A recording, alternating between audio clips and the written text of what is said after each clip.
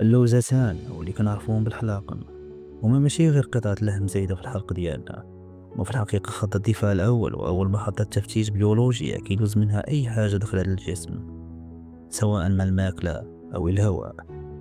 إلا قربنا بزاف من السطح ديالهم غادي نكتشفوا عالم مجهري عامر بحفر غارقة كيتسموا الكهوف.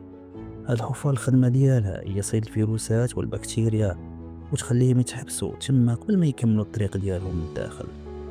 أي ميكروب كيحاول يتسلل للجسم كينزلق في الكهوف العميقة. هاد العملية الذكية هي اللي كتمنع العدوى باش ما توصلش الأعضاء الحيوية بحال الرئة، وكتخلي الجسم ديما في حالة تأهب قصوى ضد المتسللين. داخل هاد الحفر المعركة كتبدا فعليا. كاينين جيوش من الخلايا الدم البيضاء اللي كيتسماو اللمفاويات كيهجموا على الميكروبات المحبوسة، كيدرسوا نقط الضعف ديالها وكيوجدوا لهم سلاح الفتاك اللي غادي يقضي عليهم. الحلاقم هما مختبرات بيولوجية متطورة كينتجو بروتينات خاصة كيتسماو الأجسام المضادة. هاد الأجسام كيتسربوا للجسم كامل باش يعلموا باقي الأعضاء بلي كاين هجوم جاي ويوجدوا الدفاعات المناسبة في كل بلاصة. اللوزتان ماشي بوحدهم بل هما جزء من الحلقة اللي فيها هي متكاملة دايرة بالحنجرة كاملة. هاد الحلقة كتضمن أن حتى شي ميكروب ما يقدر يدوز بلا ما يتم التفتيش ديالو بدقة، تدمير الأغلبية الساحقة من المهاجمين. ملي كيكون الهجوم قوي بزاف الحلاقم كيتنفخوا وكيحمروا بالجهد. هداك الحريق اللي كتحس بيه ملي كتبلاه هو في الحقيقة علامة بلي جيشك المناعي خدام بأقصى طاقة ديالو باش يحميك ويمنع العدوى من الانتشار. أحيانا بقايا الخلايا الميتة والميكروبات كيتجمعوا وسط دوك الكهوف وكيتصلبوا بحال حجر صغير أبيض.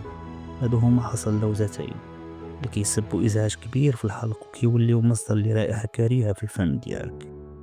ولكن إذا ولاو هاد الحراس كيمرضوا بزاف وكيسببوا التهاب مزمن، الطبيب كيضطر يحيدهم بعملية جراحية، حيت في ديك الحالة كيتحول من وسيلة دفاع لمخبأ دائم للميكروبات اللي كتقدر تضر القلب والمفاصل.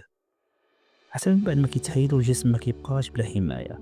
كاين فريق احتياطي من العقد اللمفاوية اللي كيتكلف بالمهمة وكيولي هو اللي كيقوم بدور الحراسة.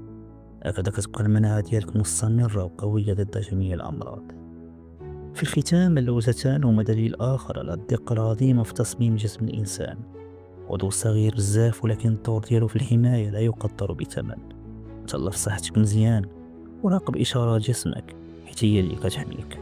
إلا كنتي من الناس اللي كيعجبها هذا النوع ديال المحتوى العلمي وباغي تشوف أسرار الجسم البشري والعالم اللي داير بينا، ما تنساش ديري اشتراك للقناة وفعل الجرس باش يوصلك الجديد ديالي كامل في الحين.